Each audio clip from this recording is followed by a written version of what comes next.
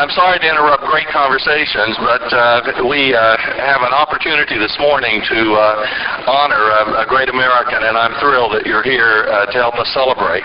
On behalf of the membership, the Board of Directors, staff, and the administrative leadership of the International Leadership Association, I welcome you to the Legacy Award Breakfast honoring Dr. Russell G. Mawby. I am Roger.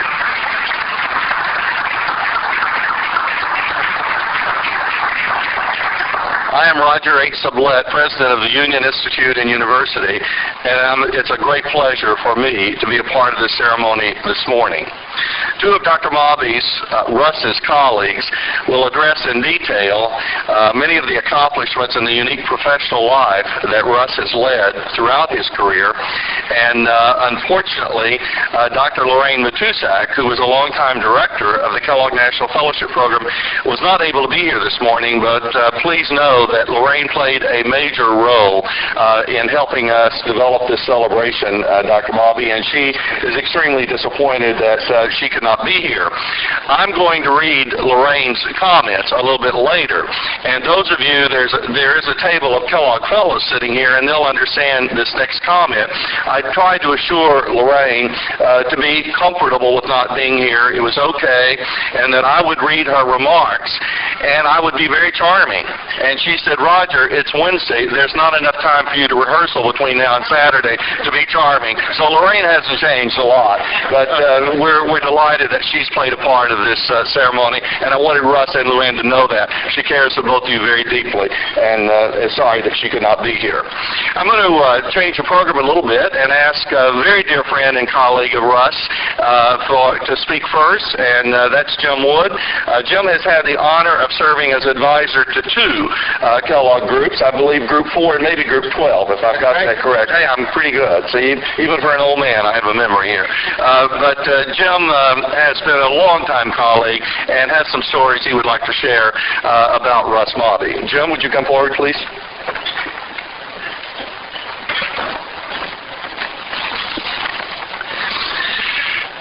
I feel blessed to have known Russ Mawby as a friend for over the past 40 years. He is a man for all seasons, comfortable in a farm barn, someone's kitchen, or in an executive suite or a corporate boardroom, or one-on-one with anyone, anywhere. When you're with him, you feel that he is focused only on you, not on any of the million things that are on his plate for that day. Thanks to Russ, as Roger indicated, I became involved with two Kellogg National Fellow programs, numbers 4 and 12, and I'm delighted to see Peter and Steve here, among the other fellows. Both programs were exceptional, life-changing experiences. All who participated in both groups were periodically exposed to Russ, and those occasions were among the highest of the highlights of everyone's KNFP experience.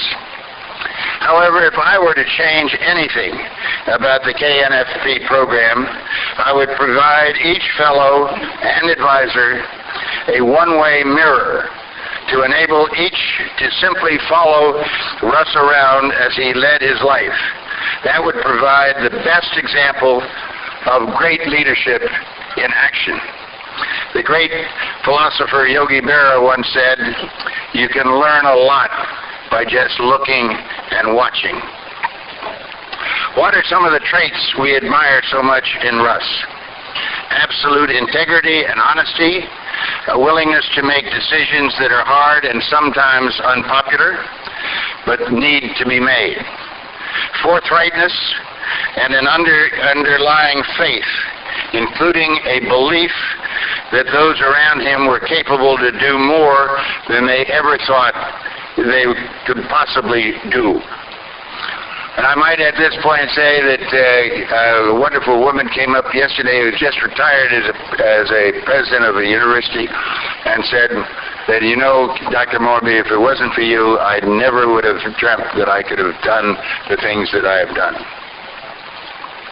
Russ is a man for all seasons who thought out of the box before anyone had ever even heard of that term.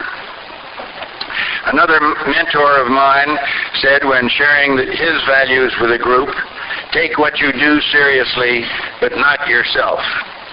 I think that Sam had Russ in mind when he made that comment, as Russ certainly took everything he did seriously, including ox driving, but never himself. Russ's ability to communicate and relate was not just with people. It was with four-legged animals as well. Who can ever forget that moment at Russ's retirement dinner in Battle Creek, when a very special Arabian horse, Kialoa, which he had once owned, was presented on that stage as his retirement gift. Russ whispered in Kialoa's ear to shake hands, as they had done several years before, but not in the intervening period. And to everyone's amazement and delight, Kialoa raised her front right hoof as Russ extended his own front right hand. Or Russ taking a splendid matched pair of Hereford bull calves, naming them Yankee and Doodle, and training them to pull an ox cart. They, in turn, with Russ as their driver, in period dress, led the huge and nationally televised bicentennial birthday party to America parade in Washington, D.C. And he did that despite having read that, quote, that training oxen was okay for a boy to do, but hardly worth a man's time. All of Russ's many accomplishments could not have been done by Russ alone. Behind every successful man is a special woman. In Russ's case, there have been two wonderful and remarkable women, Ruth, and after her death, Luann. Luann is with us today. Luann, I ask you to rise as we salute you for the joy and happiness that you have brought Russ.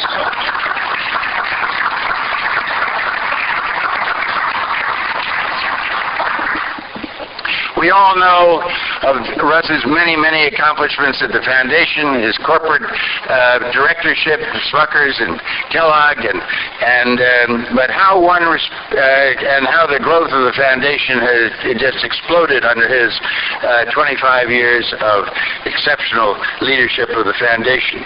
But how one responds to adversity is, in my mind, a real test of leadership. During the past few years, first one and then the other of Russ's legs gave out.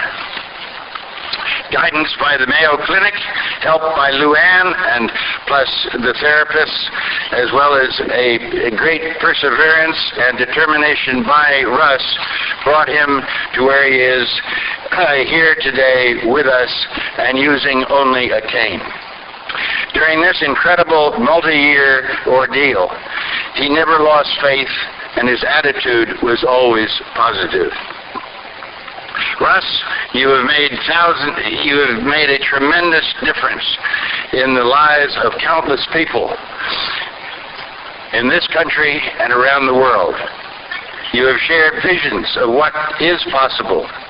We thank you, we salute you for your leadership and for all that you have accomplished. And as I look at my own family, our son and daughter and grandchildren, we want to have the qualities that have made you what we so admire live in them. Thank you.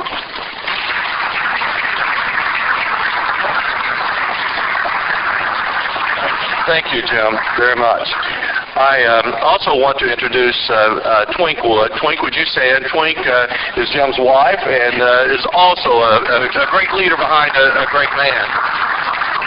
And then seated next to Luann are Karen and Randy. Karen is Russ's daughter, Randy a son-in-law. Would you please stand, please? Thank you. As a former employee and retiree from the W.K. Kellogg Foundation, I had an opportunity to associate with Russ on a fairly regular basis because I had the wonderful privilege and opportunity to work with the Kellogg National Fellowship Program, which was created in 1980 with Russ's leadership in celebrating the 50th anniversary of the founding of the Kellogg Foundation. Early in his philanthropy, Mr. Kellogg stated, "I'm going to invest my money in people." And in many ways, KNFP became a living legacy of Mr. Kellogg's faith and trust in the human spirit, and under the guidance of Russ and many others within WKKF has helped shape the world. And Russ, seated here this morning, is a part of your legacy, and I would like the Kellogg Fellows to please stand and be recognized. Would you please stand? And advisors.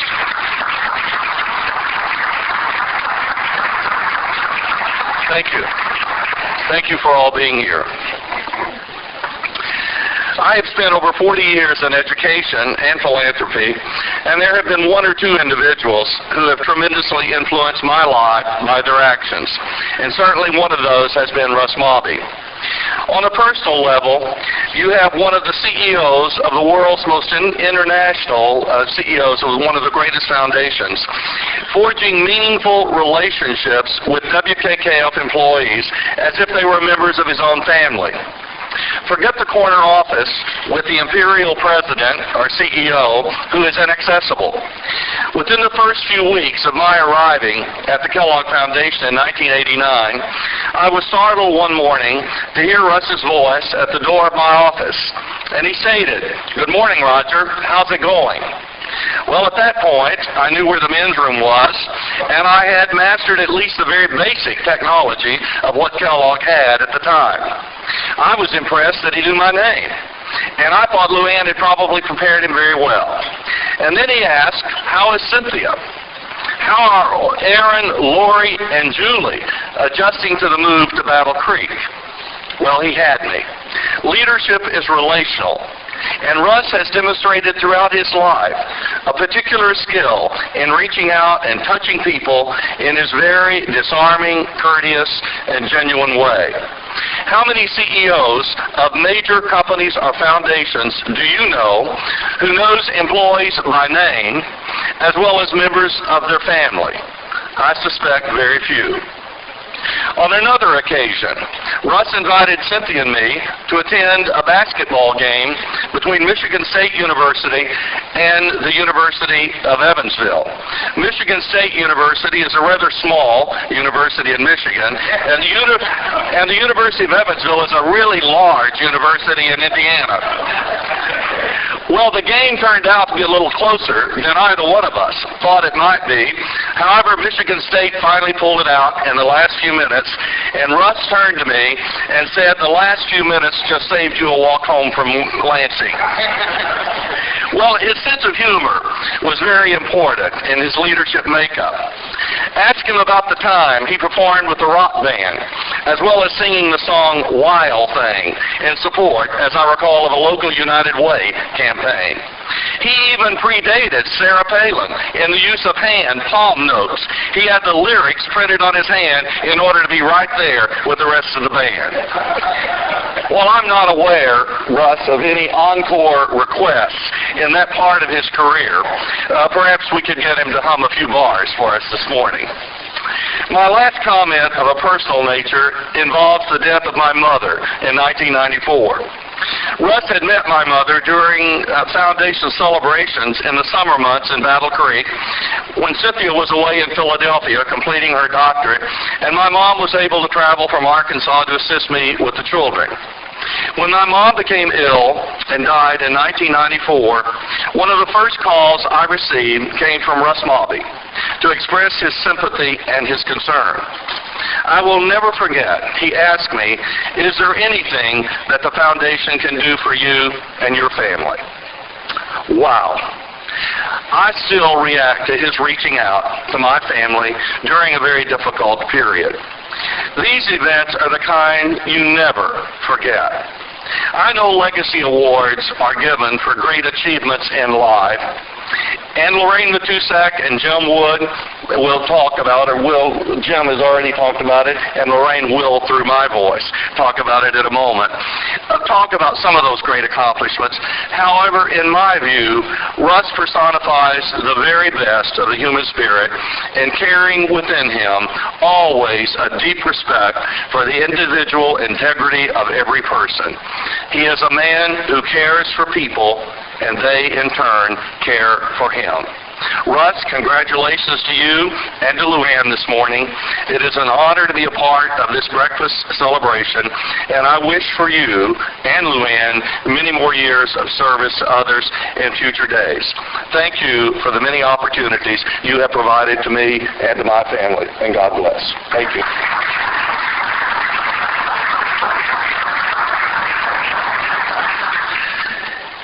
And now, and I probably won't do it justice, but I would like to read Lorraine's remarks, which she prepared for this morning.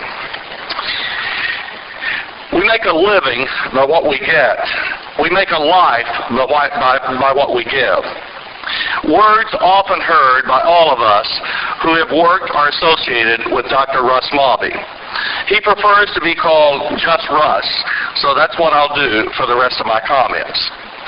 Traditional long listings of accomplishments of a great leader can be a terrible bore. So I'm not going to do that. I'm just going to share some thoughts about Russ, the man who has made a difference worldwide, the man I know, respect, and consider one of my mentors, the man who has supported the leadership movement in this country and beyond for many, many years. For over 25 years, he led the W.K. Kellogg Foundation, and many more years after his retirement, he served as an emeritus member of the Board of Trustees. On the 50th anniversary of the Kellogg Foundation, he decided to address one of his major concerns, the failure of young people to recognize that they needed to become leaders, statespersons, people who wanted to make a difference in the lives of others. Talk about bringing groups together. Russ, Lorraine, and others did that. Now, she didn't say that. I said that. That program brought together more than 800 fellows who are now doing everything they can do in a positive way to address the needs of communities worldwide. We even have two fellows in the White House. There are several fellows in attendance today whom I've already introduced. Russ attended the first seminar of every single KNFP group and always knew each fellow by name as they stepped off the bus. Imagine the CEO of what was at that time the second largest foundation in the world taking the time to attend the beginning seminar of each group of fellows and taking the time to read their backgrounds. His memory is remarkable. He insisted on being kept up to date on the activities of every group of national and international fellows, and even today inquires about their whereabouts and their activities. And I know that Russ used to send me scrambling sometime when he would ask about what a particular fellow was doing, and I suspect he did the same for Lorraine.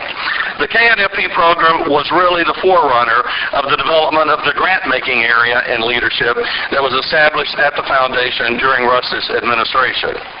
Although he has more letters behind his name than I care to mention, Russ is a very real person indeed.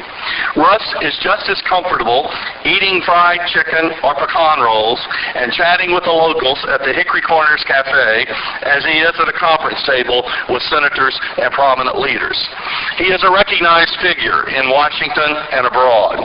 He was responsible for the establishment of the Kellogg College at Oxford, England. He calls himself just a farmer and loves working with the horses and his garden. He has surprised many people at important meetings by telling them to get on with it because he has to go home to do his chores. In recent years, Russ has been an example of courage, persistence, faith, and hope in fighting a battle with distal neuropathy. The words "give up" are simply not in his vocabulary. His progress from the wheelchair to walker to cane has been remarkable. Russ is a visionary and has spent many years planting the seeds of exciting ideas for change within educational institutions and other organizations. The continuing education movement in the United States with Kellogg Centers built on strategic campuses, the strengthening of the community college movement, and leadership programs on multitude of university campuses all were initiated during Russ's leadership of the Kellogg Foundation. In fact, a large grant given to the James McGregor Burns Academy of Leadership at the University of Maryland was the seed that gave birth to the International Leadership Association. His behind-the-scenes approval for resources that have funded many of our leadership programs today on our campuses are a clear testimony to his quiet, his visionary, and most importantly, his leadership. I could go on for many hours telling stories of brilliant ideas, fun, conflict, and joy in my relationship with Russ. Please join me now in congratulating the prime mover of the leadership programs of the W.K. Kellogg Foundation, the role model, friend, and mentor to many, and my personal, very special personal friend, Dr. Russell G. Mawby. Congratulations, Russ. Lorraine Matusek.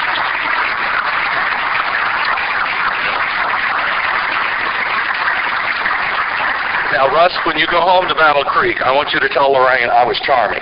She won't believe it.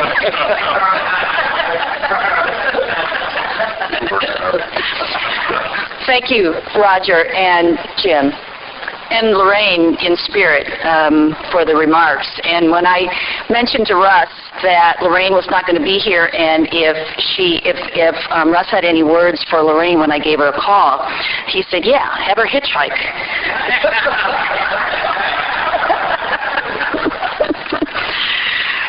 Roger and Lorraine both mentioned that in many ways the ILA would not be here without Russ, and it's true. There are times in our history when we create and envision a future and we don't know what the consequences will be. And the International Leadership Association is one of those wonderful consequences that came out of the work that Russ did over the years in funding leadership programs. And it's interesting how things keep coming back around and around. We have an individual with us here today, Russ, who you don't know, but you've touched his life as well. He has been an ILA member since our inception, and in fact, since we started having membership dues in 2000, 2001, and has never been able to afford to come to an ILA conference. Now, he works for a nonprofit, and historically black colleges in Atlanta, and this year he was able to join us because he got funding from Kellogg. So, Terrence, would you just stand so that we could acknowledge the work indirectly that keeps on giving for Russ and the work that you always do? Okay, Russ, it is now my great pleasure to present to you the ILA Lifetime Achievement Award in gratitude for your tremendous work in advancing the field of leadership. Would you please step forward?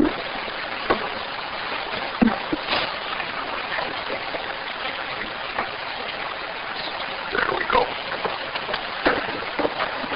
As the CEO of the Kellogg Foundation, your work will live on in the lives of thousands who you touched. Your work will also live on in the hundreds of thousands by the leadership initiatives that you developed.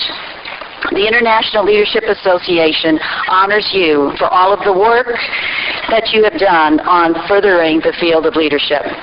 In addition to your work, you have given something much more. You have given of yourself to scholars, students, educators, and leadership practitioners all around the world. On behalf of them and the ILA, we present to you the International Leadership Association's Lifetime Achievement Award and the testimonials of the people whose lives you have touched. Your legacy will live on for many, many years, and you will continue to touch the lives of others. The ILA will proudly display your accomplishments and accolades on a virtual wall of fame that will include a dedicated website to you and all the work that you have done, along with the other legacy recipients. You know, now you have to smile that way, Russ. Smile up. Here's up.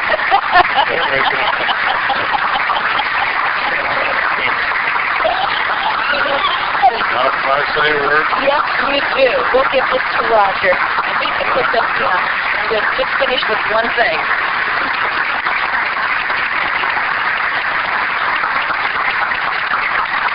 Thank you.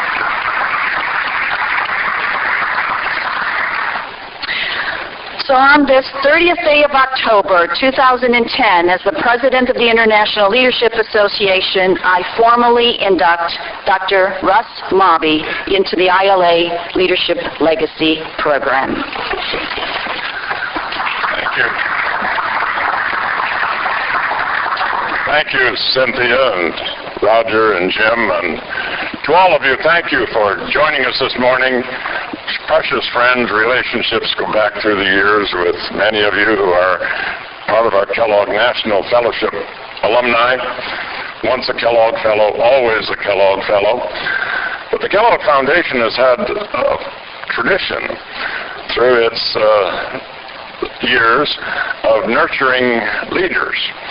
And so through the years, in many professional fields and special programs and so forth, we've had dozens and dozens of folks who regard themselves as a part of the Kellogg Fellows group, and we're proud of those continuing relationships and the difference that people have made.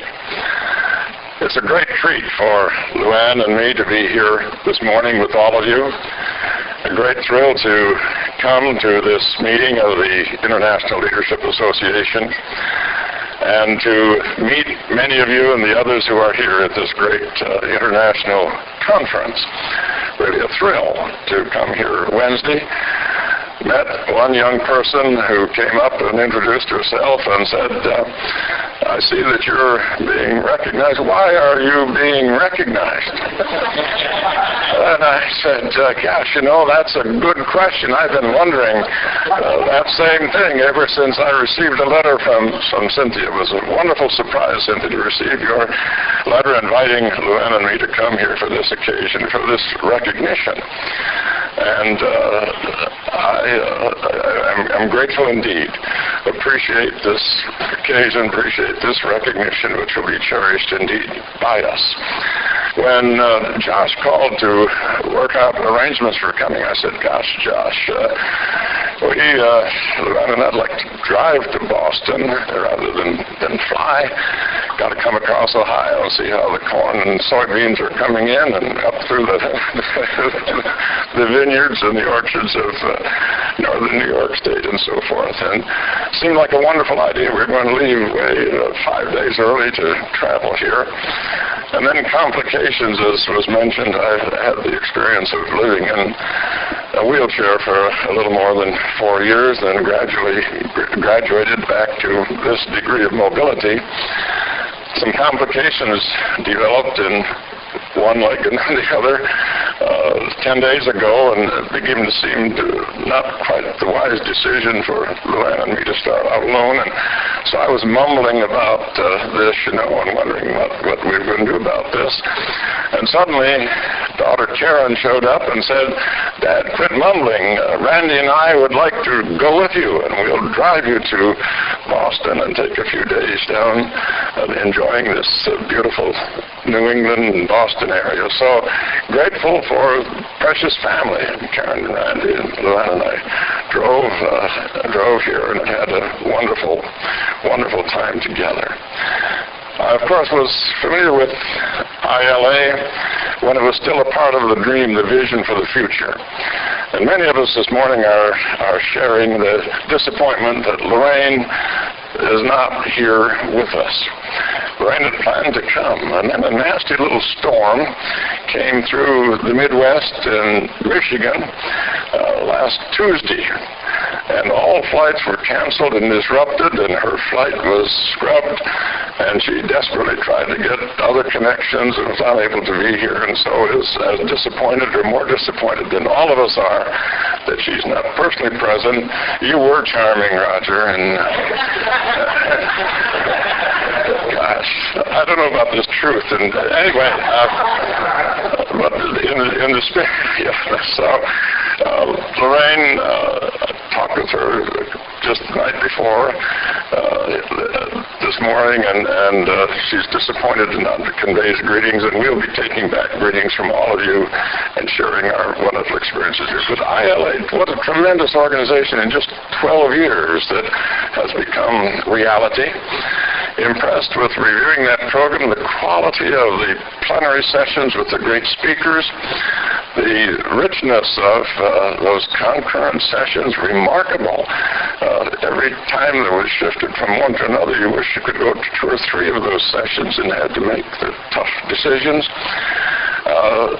Really, next door, the collection of materials of all sorts now about leadership, just incredible. And for me personally, the inspiration and the great honor of being associated now in this distinct award with others, and the informality of the Midwest. I'm always first names, so it's great to be here with the others who have been recognized by the association, Jane and Fred and Ed, to come to know them and know something of true scholars, the leadership they provide. And it's in that spirit that I marvel that this old farm boy from West Michigan, who's been privileged in a variety of ways through life, is being identified with them by this association on this occasion. As I mentioned, Mr. Kellogg was a remarkable man. And sometimes we think that money is important. Money is just useful in helping things happen. Only people make a difference. Only people make things happen. People with vision, with commitment, with expertise. People make things happen. Mr. Kellogg recognized that. He was a remarkable individual who had very little formal education, left formal education at about age 14 to go to work as a salesman for the product, the brooms that the Kellogg family was producing. Very little formal education beyond that. The oldest brother in the Kellogg family was sent to college to become a doctor, to come back to Battle Creek under the auspices of the Seventh-day Adventist Church to create a clinic and a health center for the community. And Dr. John Harvey Kellogg then hired his kid brother. And W.K. was the 7th son in a family of 14 youngsters. So W.K. became the business manager of what was called the Battle Creek Sanitarium, the health service unit. He was the business manager for that. And Dr. Kellogg and W.K., in respecting the convictions of the Adventist faith, no caffeine, no alcohol, no caffeine, alcohol, tobacco, and emphasis upon diet, exercise, and a vegetarian diet. And so the Kellogg brothers began to experiment what do you do with corn and oats other than oatmeal and cornmeal. And that led to granular products and flakes.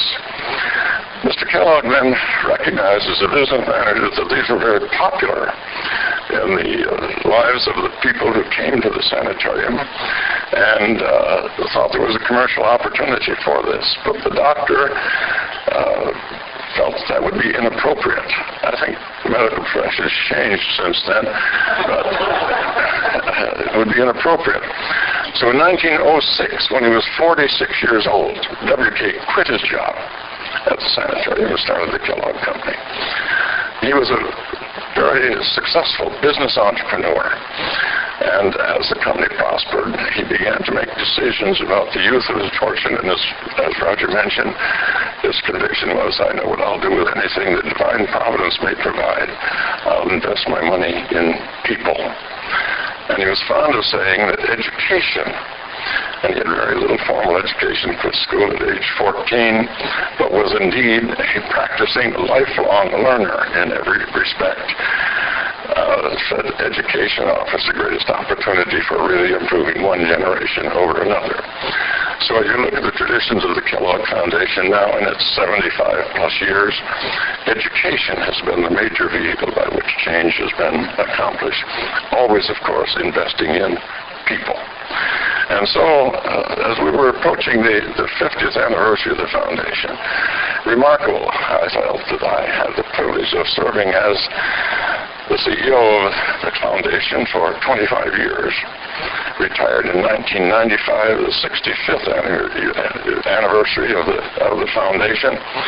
So at that time, I had the privilege of being the steward of the vision and the values of Mr. Kellogg as the CEO for 40% of the lifespan of the foundation, but remarkably because of the performance of the investment portfolio, had been involved in the expenditures of more than 90% of the revenues available to the foundation through the period in which I was involved. Tremendous opportunity and privilege. But as we were approaching the 50th anniversary and thinking of doing something special, I was increasingly concerned that as a society we certainly benefit from specialization. And all we have to do is look at all of the bodies of knowledge which are important in every aspect of life, and we do benefit from increasing specialization. But the reality is, however, that none of the significant issues with which we're concerned can be addressed adequately by any one specialty. And the key to dealing with complex issues is mobilizing the expertise of the various specialties, bringing them together to deal with these complex social issues. And so we were experiencing the foundation that we would get requests, again, from people in organizations and institutions, universities, and all the rest, prepared by very bright young minds, sensitive, analyzing problems, and then proposing a solution. So their analysis of the issue and their identification of the courses of action which needed to be addressed were impressive. But the solutions proposed were usually constrained by the parameters of the specialty of the person making the presentation. And so we were anxious then with identifying bright young women and men who already had moved forward in their career choice, developed some expertise, some reputation, some credibility, ambitions for the future, and to then provide them with a new set of experiences to enable them somehow to work with others, bringing together. And I've loved the comments of Ed and Jean and Fred talking about their perspectives in scholarship, that it is connecting with others, as being a convener of bringing folks together who share a common concern to share their expertise, to mobilize to do things differently in dealing with very complicated social issues. And so that was the simple notion of the Kellogg National Fellowship programs. Identify bright young people from a variety of fields, from the academic world, certainly engaged in teaching and research and outreach activities, the nonprofit world, the world of business, the world of government, because so much of the action from programs require a combination of people and resources from all of these sectors of society, and so that was KNFP. And so it's been a privilege over time to be involved with that, and then to move the foundation forward in a major way in looking at leadership broadly in all of its manifestations. It's intriguing to think back to, that's about 30 years ago. There was a very serious concern in many circles that leadership cannot be taught. Leaders are born to responsibilities for leadership, and if there aren't skills, there's not a body of knowledge. Well, that, of course, is changed dramatically.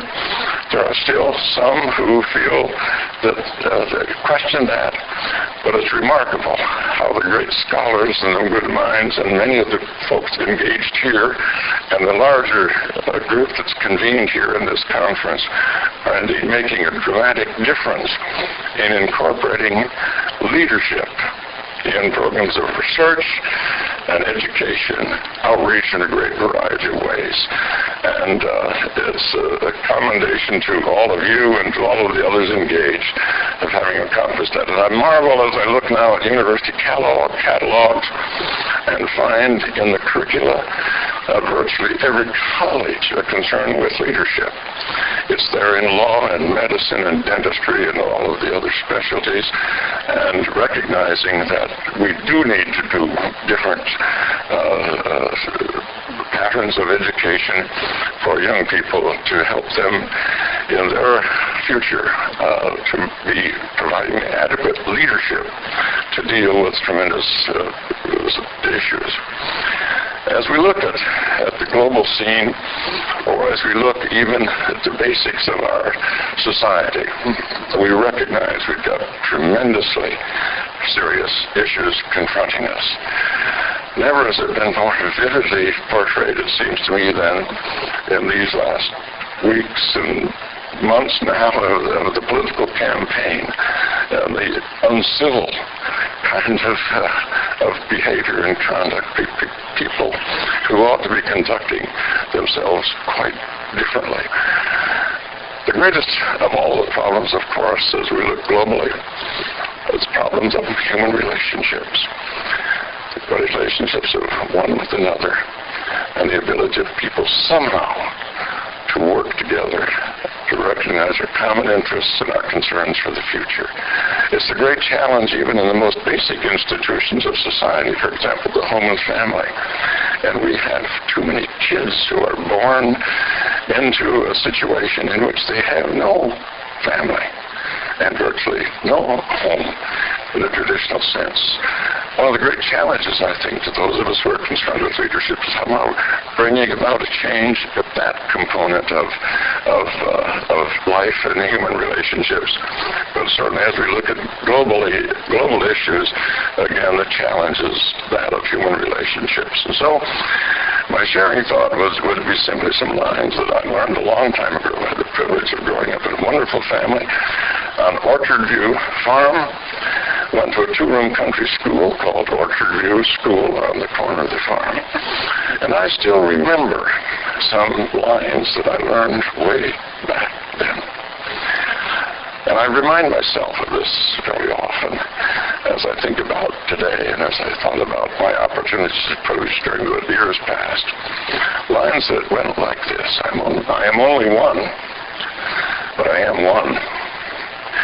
I can't do everything, but I can do something. And what I can do, I ought to do. And what I ought to do, by the grace of God, I will do. And so I share with you, in kind of moving forward on the beautiful challenge that Jean gave us yesterday morning on this occasion, thinking about the future. And she used the word peace. And I would use the word peace, yes, but that's dependent on human relationships. And a great part of our leadership commitment, of course, is bringing people together, convening them to find our common causes on which we can work together more effectively. And I'm simply suggesting this great organization, and I'm so delighted it is an international, and I commend the leadership, those who formed it. And last year it was in Prague. Today it's in Boston. Next year it's London. I just want to remind all of you, when you go to London next year, don't miss the opportunity to get on the train and go 1 hour to Oxford and visit one of the great historic institutions of higher education, Oxford University. And visit the developing campus of Kellogg College. Let me just share a moment. Why would a little foundation in Battle Creek be concerned about Kellogg College and Oxford University?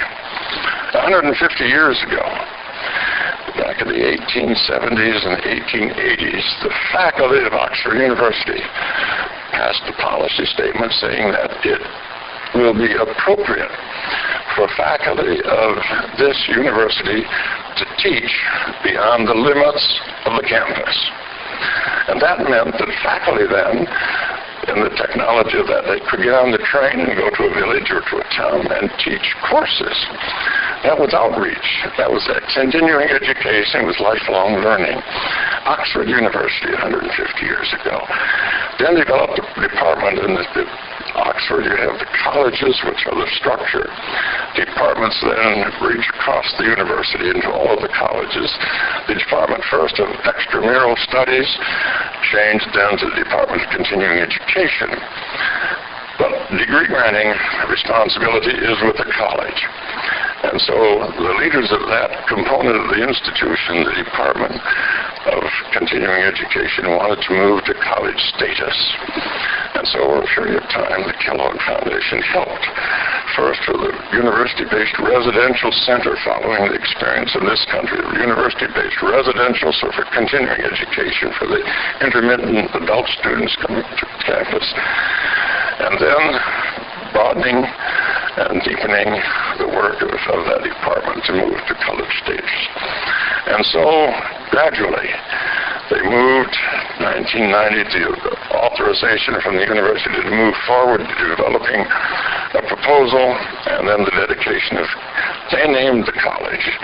We said, no, that's your decision. We have no role in that at all. But they wanted to name it the Kellogg College. And it is the non-traditional college of Oxford University, so I encourage you to go there. But I just, following through on Gene's comment about the great challenge to this association, if each of us, all of us have various roles as we think about our individual lives and our professional opportunities, if each of us will do in the area of leadership, if we will do what we can do and what we ought to do, we will indeed make a difference in the educational experience of those young people, those young men and women who are coming on to carry the torch, the lamp for the future. And so my challenge is here simply to, if each of us will do what we can do and ought to do, we will indeed have made a difference in that great cause of peace, improved human relationships at all levels of life. And to what greater calling can any of us aspire?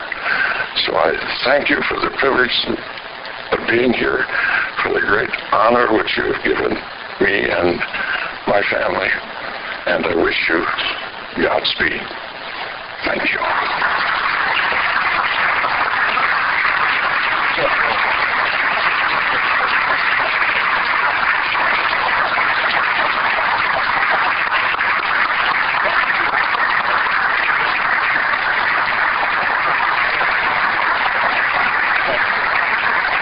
Russ, congratulations again. And for those of us who worked with a fellowship program, at each orientation seminar, Russ would quote Auntie Mame. And he would say, I'm going to open doors and windows that you don't even know exist.